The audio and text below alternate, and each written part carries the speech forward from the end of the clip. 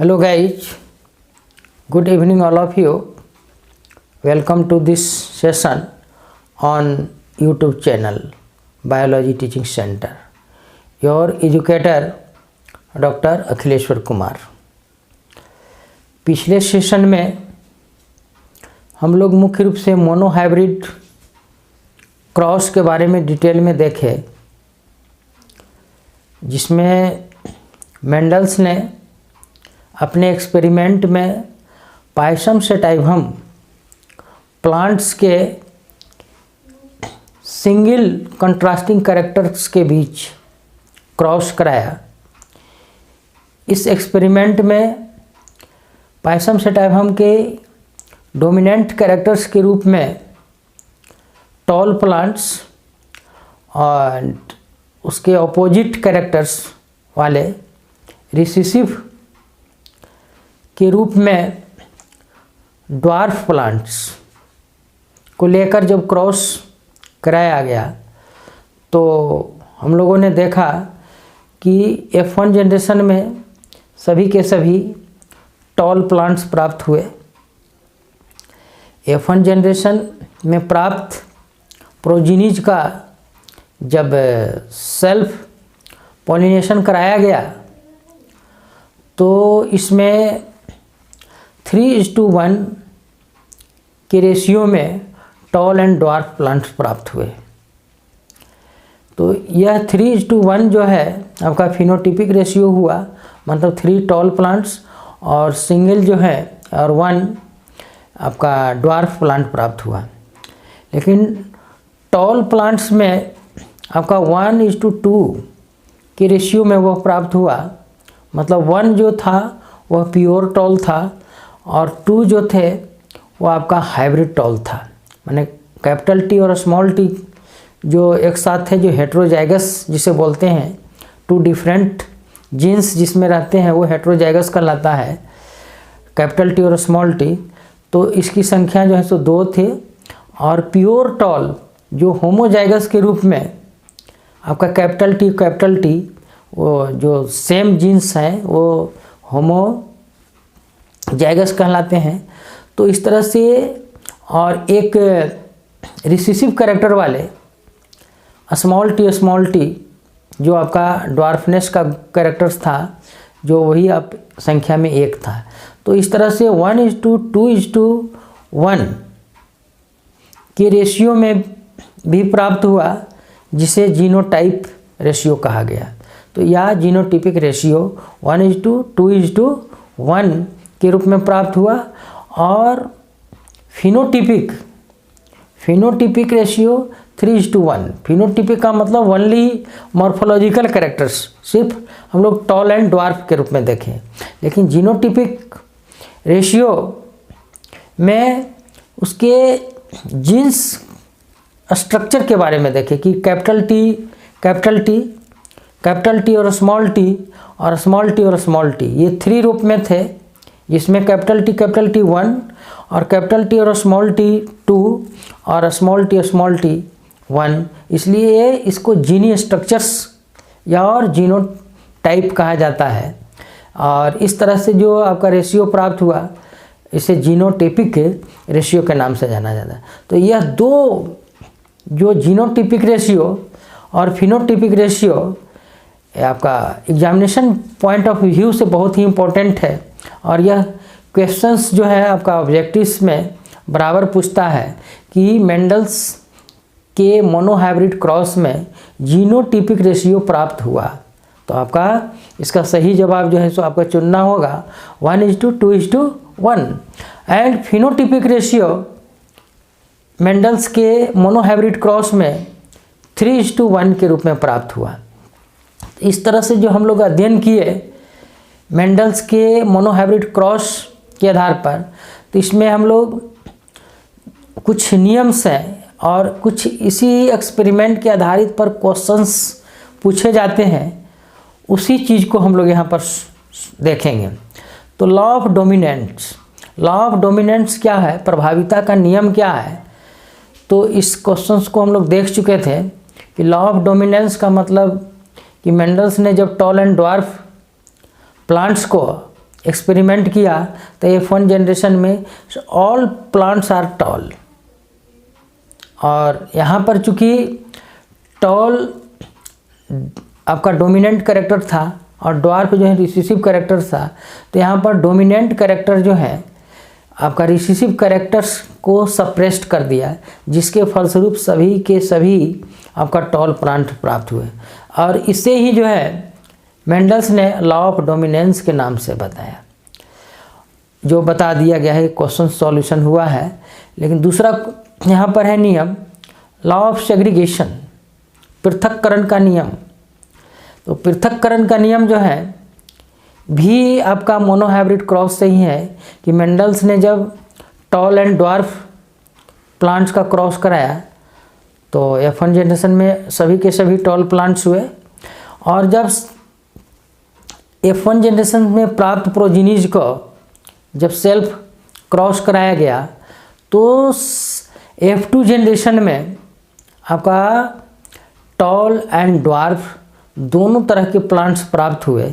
कहने का मतलब है कि F1 जनरेशन में जो हम पेरेंट के रूप में ड्वार्फ प्लांट को लिया वो F1 जनरेशन में तो सेपरेट नहीं हुआ, लेकिन सेकेंड जनरेशन में वह जो है आपका गैमिट बनने के समय वह जो है सो आपका सेपरेट हो गया, और जो है सो आपका जिस रूप में पेरेंट्स था माने ड्वार्फनेस का जो कैरेक्टर था वह सेकेंड जनरेशन में जो है वह अपीयर हुआ, जिसे लॉ ऑफ सेग्रीगेशन कहा जाता है। तो ये भी क्वेश्चंस यहाँ पर एराइज होता है कि मेंडल्स के लॉ ऑफ सेग्रीगेशन नियम को लिखें, या लॉ ऑफ सेग्रीगेशन पृथक्करण का नियम क्या है, तो आपको यही जवाब देना है। तो इसको हम थोड़ा सा अब रिटन फॉर्म में देखते हैं कि कैसे लिखना है।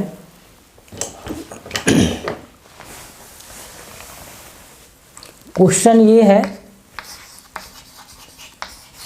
Law of segregation, what is law of segregation या पृथक्करण का नियम। पृथक्करण का नियम क्या है, या इस तरह से हमने हेडिंग दे दिया है पृथक्करण का नियम। पृथक्करण का नियम मेंडल्स ने यहाँ पर आंसर में मेंडल्स ने अपने एक्सपेरिमेंट में टॉल एंड ड्वार्फ प्लांट्स को पेरेंट्स के रूप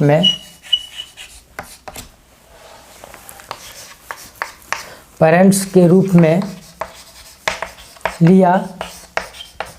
F1 जनरेशन में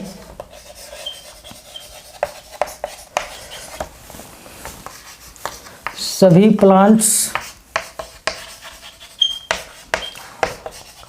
टॉल हुए। इसका कारण यह है कि टॉल प्रभावी गुण था जो अप्रभावी गुण बौनेपन को सप्रेस्ड का माने दबा देना सप्रेस्ड कर दिया। सेकेंड जनरेशन में या F2 जनरेशन में सेल्फ क्रॉस के बाद टॉल एंड ड्वार्फ दोनों तरह के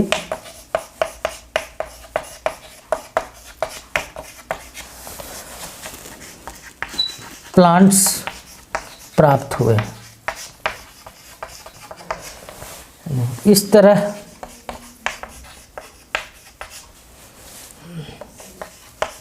के कैरेक्टर्स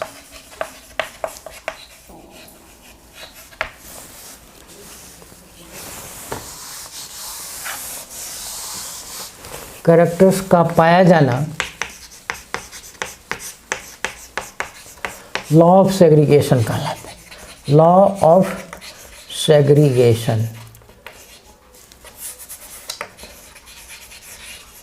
एग्रीगेशन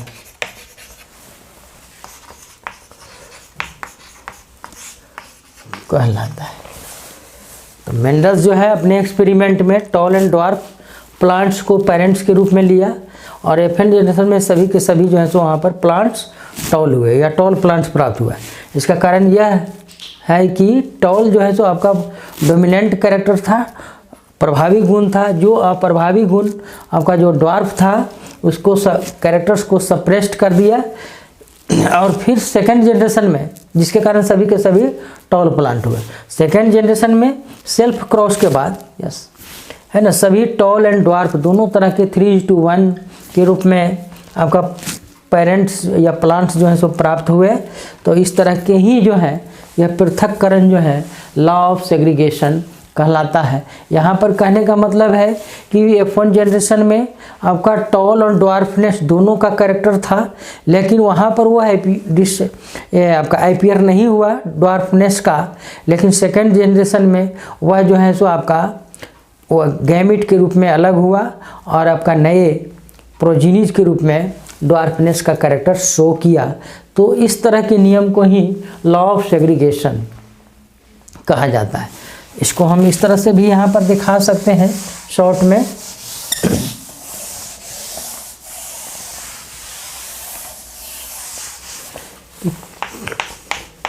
टॉल यहाँ पर और ये आपका ड्वार्फ इस तरह से लिया, ये पेरेंट्स। अब इससे जो है सो गैमिट आपका टी, इससे जो है सो गैमिट ये आपका गैमिट्स, दोनों को यहाँ पर क्रॉस कराए कैपिटल टी। F1 जनरेशन में सभी ऑल टॉल प्लांट्स हो गए।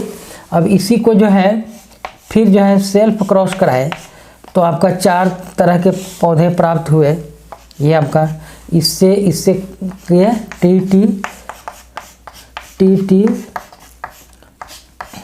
टी और ये टी टी। ये आपका जो है 3 जो है आपका टॉल प्लांट हुए और 1 जो है आपका ड्वार्फ प्लांट हुआ। तो यहाँ पर जो पेरेंट्स के रूप में ये आपका ड्वार्फ लिए थे, वहाँ पर F1 जनरेशन में उसके साथ भी यह कैरेक्टर था, लेकिन वह आईपीआर नहीं हुआ। लेकिन सेकेंड जनरेशन में वह जो है सो गैमिट अलग हो करके एक आपका स्मॉल टी ड्वार्फ का कैरेक्टर्स के रूप में वह आईपीआर हुआ, जिसे लॉ ऑफ सेग्रीगेशन कहलाता है या लॉ ऑफ सेग्रीगेशन कहा जाता है।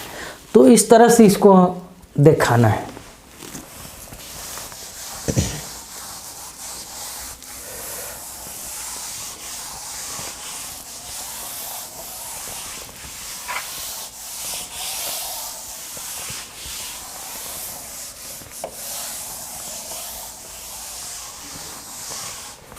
नेक्स्ट, मेंडल्स के मोनोहाइब्रिड क्रॉस से ही क्वेश्चंस है back cross and test cross क्या है। ये आपका है back cross and test cross. ये भी जो क्वेश्चंस है वो आपका मोनोहाइब्रिड क्रॉस पर ही आधारित है। बैक क्रॉस यहाँ पर समझना है। बैक क्रॉस का मतलब F1 जनरेशन में प्राप्त प्रोजीनीज का पीछे फिर किसी भी पेरेंट के साथ क्रॉस कराया जाना बैक क्रॉस। बैक का मतलब पीछे, तो हम यहाँ पर लिख सकते हैं कि F1 जनरेशन में प्राप्त संतति, इसको हिंदी में संतति बोलते हैं, इसको संतान बोलते हैं, और इंग्लिश में प्रोजिनी, F1 जनरेशन में प्राप्त संतति या प्रोजिनी को किसी भी पेरेंट्स के साथ क्रॉस कराया जाना बैक क्रॉस कहलाता है। बैक क्रॉस कहलाता है। कहने का मतलब है यहाँ पर हमने जो कैपिटल टी टॉल प्लांट लिया मेंडल्स ने अपने एक्सपेरिमेंट में, और एक दूसरा जो है आपका ड्वार्फ प्लांट्स स्मॉल टी या पेरेंट के रूप में लिया। मोनोहाइब्रिड क्रॉस में देखे लॉ ऑफ डोमिनेंट कैरेक्टर में देख रहे थे, लॉ ऑफ सेग्रीगेशन में देख रहे थे। यहाँ पर कैपिटल टी और स्मॉल टी, यहाँ पर जो F1 जनरेशन में कैपिटल टी और स्मॉल टी जो प्राप्त हुए F1 जनरेशन में, कहता है कि F1 जनरेशन में प्राप्त संतति, ये जो आपका प्राप्त हुआ प्रोजीनी को किसी भी पेरेंट से, या आपका ये डोमिनेंट कैरेक्टर टॉल के साथ या ड्वार्फ के साथ, दोनों किसी एक के साथ अगर क्रॉस कराते हैं तो वो आपका बैक क्रॉस कहलाता है। तो इसमें जो है सब देखेंगे कि बैक क्रॉस में जो है आपका रेशियो क्या होता है, टॉल एंड ड्वार्फ का रेशियो क्या होता है। जब हम डोमिनेंट कैरेक्टर के साथ क्रॉस कराते हैं, माने इसका ये पेरेंट हुआ, ये आपका डॉटर और संतति या प्रोजेनीज हुआ, और ये इसके पेरेंट हुए, तो डॉटर का पेरेंट के साथ क्रॉस कराया जाना ये आपका बैक क्रॉस कहलाता है। तो या डोमिनेंट के साथ क्रॉस कराए या रिसेसिव के साथ क्रॉस कराए, तो दोनों में जो है सो रिजल्ट आपका या और जो रेशियो है टॉल एंड ड्वार्फ का वो आपका डिफरेंट आएगा। तो उस रेशियो को हम देखेंगे।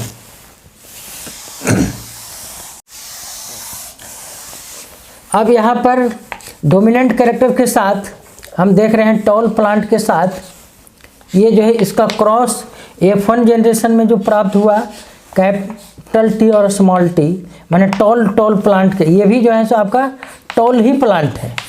F1 जनरेशन में सभी के सभी टॉल प्लांट हुए।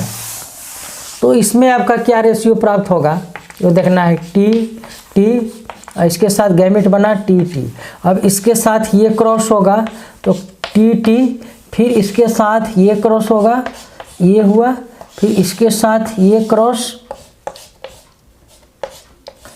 और फिर इसके साथ ये क्रॉस हुआ। इस तरह से देखने में लग रहा होगा पेचीदा, लेकिन टी के साथ ये टी हुआ, फिर इसी के साथ ये जो है small T, capital T small T, फिर ये कैपिटल टी के साथ ये कैपिटल टी, और फिर ये कैपिटल टी के साथ स्मॉल टी, कैपिटल टी और स्मॉल टी। तो इस तरह से ये जो देखते हैं ये आपका टॉल, ये दोनों भी जो है आपका, ये भी टॉल, ये भी टॉल, और ये आपका भी टॉल। तो टॉल जो है सो ये आपका, ये जो टॉल हुआ हाइब्रिड है, हाइब्रिड टॉल हुआ, और ये भी जो है सो आपका हाइब्रिड टॉल हुआ, लेकिन टॉल ही है। फिनोटिपिक रेशियो अगर देखें इसका फिनोटिपिक, तो आपका ऑल जो है सो आपका टॉल 1:1:1:1, सारा जो है सो टॉल हुआ। लेकिन इसका जीनोटिपिक फिनोटिपिक तो इसमें रेशियो नहीं है, आपका ऑल टॉल हुआ। लेकिन आपका जीनोटिपिक जो है 4 में से जो है सो प्योर टॉल है, तो आपका 2 प्योर टॉल और 2 जो है सो आपका हाइब्रिड टॉल, 2:2 के रूप में, माने 2 जो है आपका प्योर और 2 जो है आपका हाइब्रिड के रूप में यह प्राप्त होता है। तो बैक क्रॉस के जब बैक क्रॉस में F1 जनरेशन में प्राप्त प्रोजीनीज को जब हम ये डोमिनेंट कैरेक्टर्स वाले पेरेंट के साथ क्रॉस कराते हैं तो देख रहे हैं कि सभी के सभी टॉल प्लांट्स प्राप्त हुए। वो टॉल, प्योर टॉल और हाइब्रिड टॉल ये हुआ। अगर हम सेकंड माने रिसेसिव के साथ देखते हैं तब क्या रिजल्ट होता है। ये स्मॉल टी ये आपका रिसेसिव कैरेक्टर्स किसी भी पेरेंट के साथ, वह डोमिनेंट हो या रिसेसिव के साथ जो क्रॉस कराते हैं वही आपका बैक क्रॉस होता है। तो यहाँ पर कैपिटल टी और स्मॉल टी ये आपका F1 जनरेशन में प्राप्त, ये आपका पेरेंट्स हुआ जो बैक क्रॉस में देख रहे हैं। अभी बैक क्रॉस ही देख रहे हैं सिर्फ। अब इससे जो है गैमेट बना स्मॉल टी और इससे जो है गैमेट बना कैपिटल टी और स्मॉल टी। अब इसमें से इसमें क्रॉस कराते हैं तो ये आपका कैपिटल को हम पहले लिखते हैं, फिर ये आपका टी, फिर ये जो है सो आपका और ये जो है इसके साथ। तो यहाँ पर हम देख रहे हैं कि ये आपका हाइब्रिड टॉल है हाइब्रिड टॉल। ये आपका ड्वार्फ हो गया, प्योर ड्वार्फ, और ये भी आपका हाइब्रिड टॉल, और ये जो है सो आपका ड्वार्फ हुआ। तो यहाँ पर देख रहे हैं कि आपका जो टॉल प्लांट्स हैं और ड्वार्फ प्लांट का भी जो यहाँ पर रेशियो प्राप्त हुआ, वहाँ पर ऑल टॉल थे लेकिन यहाँ पर टॉल एंड ड्वार्फ का रेशियो जो आया वह 2:2 के रूप में प्राप्त हुआ। मैंने 2 टॉल और 2 जो है सो आपका ड्वार्फ प्राप्त हुआ। तो इस तरह से जो है आपका ये बैक क्रॉस हुआ। अब देखते हैं ये टेस्ट क्रॉस।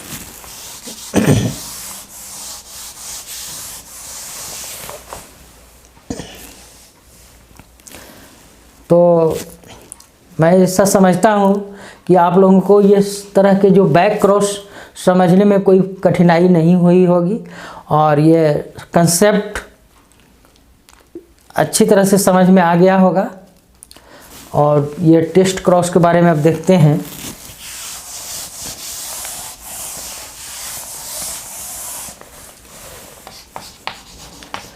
टेस्ट क्रॉस में जो है इसमें भी जो है F1 जनरेशन में प्राप्त प्रोजीनीज को ओनली रिसेसिव कैरेक्टर्स वाले पेरेंट के साथ क्रॉस कराया जाना, नॉट डोमिनेंट।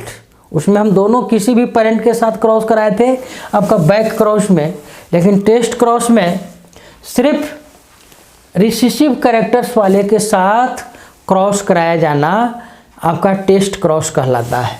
मतलब आपका F1 जनरेशन में प्राप्त पीढ़ी है ना को क्रॉस कराते हैं किससे, ओनली रिसेसिव कैरेक्टर्स वाले पेरेंट के साथ। ये आपका क्या कहलाता है, टेस्ट क्रॉस कहलाता है। ये टेस्ट क्रॉस का मतलब हुआ F1 जनरेशन में प्राप्त प्रोजीनीज को रिसेसिव पेरेंट के साथ क्रॉस कराने पर जो रिजल्ट प्राप्त होता है वो आपका टेस्ट क्रॉस कहलाता है। F1 जनरेशन और प्लस रिसेसिव पेरेंट्स मतलब आपका स्मॉल टी। इसको अगर हम देखेंगे F1 जनरेशन में जो प्राप्त हुआ था वो कैपिटल टी और स्मॉल टी था। ये हो गया F1 जनरेशन, ये आपका। और रिसेसिव कैरेक्टर्स के साथ तो स्मॉल टी और स्मॉल टी। अभी जो टेस्ट क्रॉस में जो आपका इसके साथ रिसेसिव के साथ किए सेम रिजल्ट, ये आपका रिसेसिव पेरेंट्स इसके साथ जो आपका रिजल्ट प्राप्त हुआ ये, और इसके साथ ये क्रॉस हुआ तो आपका कैपिटल टी स्मॉल टी, फिर ये और ये,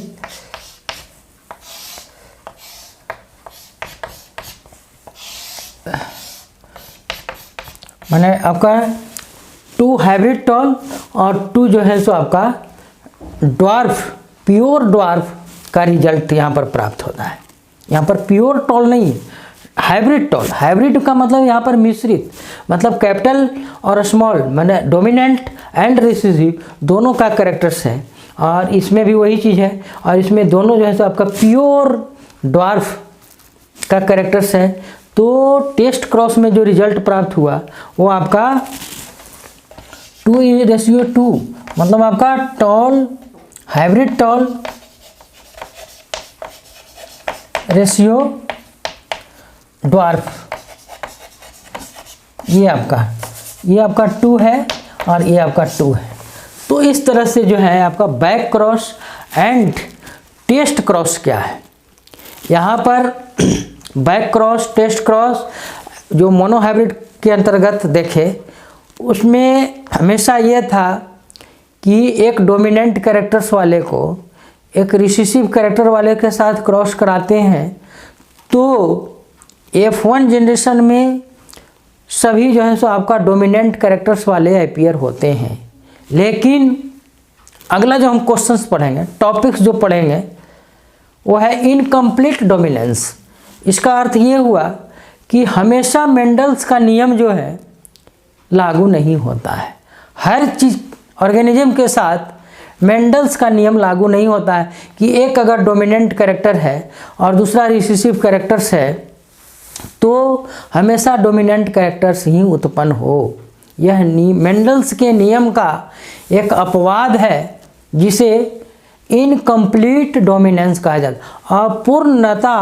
अपूर्ण प्रभाविता, इनकम्प्लीट डोमिनेंस, अपूर्ण प्रभाविता, जो एक mirabilis जलापा 4 of clock common name है और साइंटिफिक नेम है आपका मिराबिलिस जलापा, जिसमें आपका रेड एंड वाइट दोनों तरह के जीनस या स्पीसीज जो है मिराबिलिस जलापा का होता है।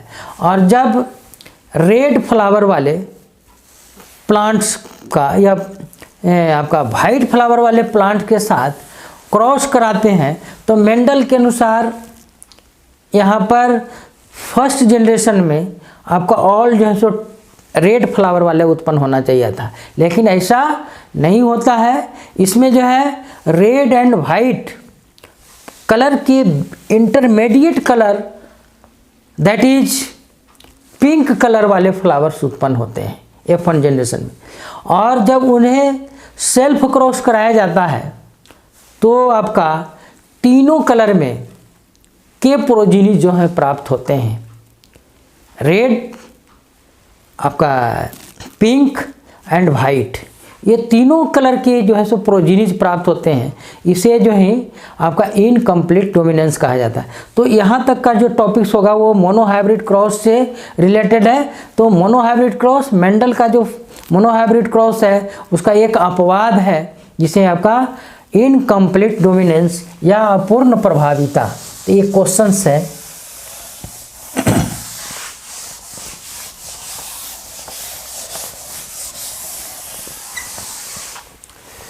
क्वेश्चन है आपका इनकम्प्लीट डोमिनेंस क्या है। इसका हिंदी हुआ अपूर्ण प्रभाविता। अपूर्ण प्रभाविता क्या है, तो यहाँ पर लिखना है कि जब एक डोमिनेंट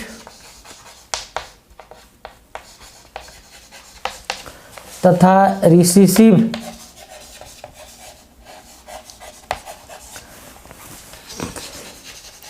कैरेक्टर्स वाले प्लांट्स या पेरेंट्स यहाँ पर को एक साथ क्रॉस कराया जाता है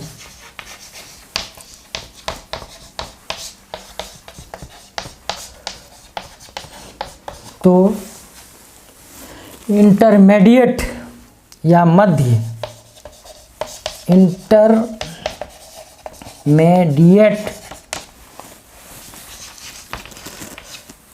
कैरेक्टर्स वाले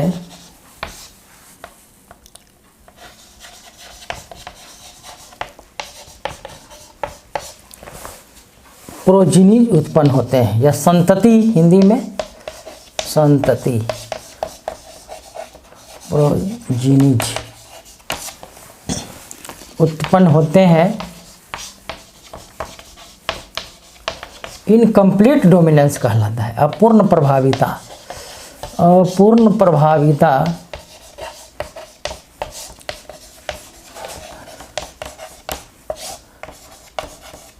कहलाता है।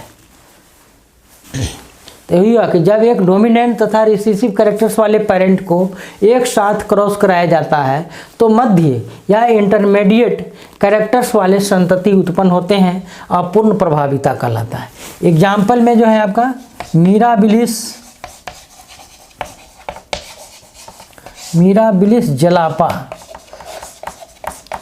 और इसका कॉमन नेम है फोर ऑफ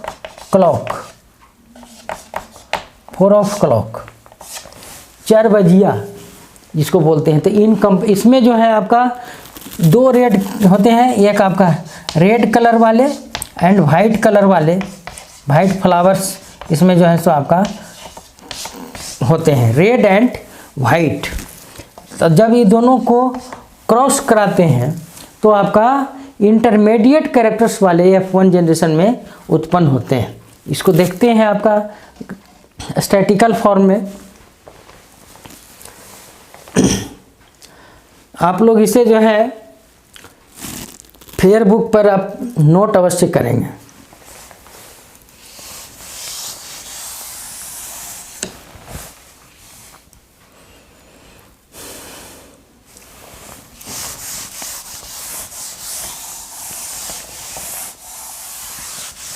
यहाँ पर रेड कैरेक्टर के लिए हम RR, यहाँ पर रेड, और दूसरा जो है आपका वाइट कलर के लिए स्मॉल r, यहाँ पर वाइट कलर वाले पेरेंट को लिए। तो इसमें जो है सो आपका AR बना, और इससे गैमेट जो है सो आपका स्मॉल r बना। ये आपका पेरेंट्स सेम मोनोहाइब्रिड क्रॉस, लेकिन उसमें कैरेक्टर्स वो सेम नहीं है। ये आपका गैमेट्स बना। अब इससे जो है ये क्रॉस किया तो F1 जनरेशन में सभी के सभी आपका R और R वाले प्राप्त हुए। देखिए इस तरह से। तो यहाँ पर ऑल प्रोजिनी जो है सो आपका ऑल जो है यहाँ पर intermediate character red and white का इंटरमीडिएट कलर पिंक माना जाता है। तो ये ऑल जो है सो आपका पिंक फ्लावर उत्पन्न हुए।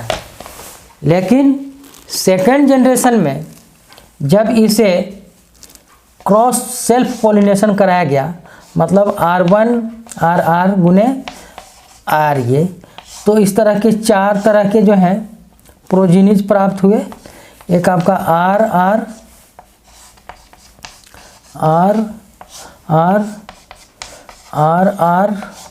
और आपका RR। मेंडल्स के अनुसार इस तरह का जो स्ट्रक्चर था कि रेड और वाइट लिए थे तो यह डोमिनेंट कैरेक्टर है, ये आपका रिसेसिव कैरेक्टर है, तो यहाँ पर डोमिनेंट कैरेक्टर वाला रेड वाला उत्पन्न होना चाहिए था। लेकिन यह मेंडल्स के नियम का अपवाद है जिसे इनकम्प्लीट डोमिनेंस कहते हैं। यहाँ पर रेड कलर नहीं उत्पन्न हो करके RR, कैपिटल R और small r pink colour flower उत्पन्न होते हैं। और इसे जब पिंक फ्लावर वाले कलर को जो है सेल्फ पॉलिनेशन करते हैं या सेल्फ क्रॉस कराते हैं तो इसमें तीन कलर वाले जो है सो प्लांट्स या फ्लावर्स प्राप्त होते हैं। ये RR जो हुआ दोनों वो आपका रेड हो गया, ये दोनों जो है सो आपका पिंक हो गया, और ये जो है सो आपका वाइट हो गया। तो इस तरह से हम देखते हैं कि रेड जो है आपका 1 प्राप्त हुआ, पिंक जो है आपका 2 संख्या में, और आपका एक वाइट 1 प्राप्त हुआ। इसका जो है आपका RR है जीनोटाइप, और ये दोनों का जो है सो R और ये है, और इसका जो है जीनोटाइप स्मॉल r। इस तरह का जो रेशियो 1:2:1 का प्राप्त हुआ। लेकिन मेंडल्स के मोनोहाइब्रिड क्रॉस में 1:2:1 जो जीनोटिपिक रेशियो हुआ था वो आपका टॉल एंड ड्वार्फ 2 तरह के प्रोजीनीज थे। लेकिन इनकम्प्लीट डोमिनेंस में आपका 3 तरह के जो है सो आपका प्रोजीनीज प्राप्त होते हैं, और वो 1:2:1 के रेशियो में प्राप्त होते हैं। तो ये आपका इनकम्प्लीट डोमिनेंस क्या है, व्हाट इज इनकम्प्लीट डोमिनेंस, किस में पाया जाता है? तो मिराबिलिस जलापा एक प्लांट्स है 4 ऑफ क्लॉक जिसे बोलते हैं, जिसमें आपका 2 तरह के रेड एंड वाइट फ्लावर वाले प्लांट्स पाए जाते हैं। और रेड जो है सो आपका डोमिनेंट कैरेक्टर है, वाइट जो है सो आपका रिसेसिव कैरेक्टर है। दोनों के बीच जब क्रॉस कराते हैं तो F1 जनरेशन में all are pink flowers. Intermediate characters red and white की इंटरमीडिएट कलर जो है आपका पिंक कलर में वह प्राप्त होता है। और जब पिंक कलर वाले को पुनः जो है सो आपका सेल्फ पॉलिनेशन या सेल्फ क्रॉस कराते हैं तो आपका रेड, पिंक एंड वाइट तीनों कलर में जो है सो 1:2:1 के रूप में वह प्राप्त होता है। तो अब देखते हैं कि इस तरह से ये जो कंसेप्ट है इनकम्प्लीट डोमिनेंस का, मैं समझता हूँ कि आप लोग समझ गए होंगे। और इसी के साथ आज का सेशन यहाँ पर हम समाप्त कर रहे हैं। और इसी तरह के नए नए सेशंस के लिए आप बायोलॉजी टीचिंग सेंटर चैनल को अवश्य सब्सक्राइब करें। आपका सपोर्ट जो है वह मेरे लिए जो है फ्यूल का काम करता है, जो अधिक से अधिक एनर्जी देता है। और रियली जो है इस तरह के सेशन के लिए बहुत मेहनत करना पड़ता है, इसलिए इसका पारिश्रमिक के रूप में आप लोग चैनल को अवश्य सब्सक्राइब करें। और अगर वीडियो पसंद आया है तो इसे लाइक करें और अपने फ्रेंड्स एंड क्लासमेट्स के बीच शेयर अवश्य करें। Thank you, good night, take care of you.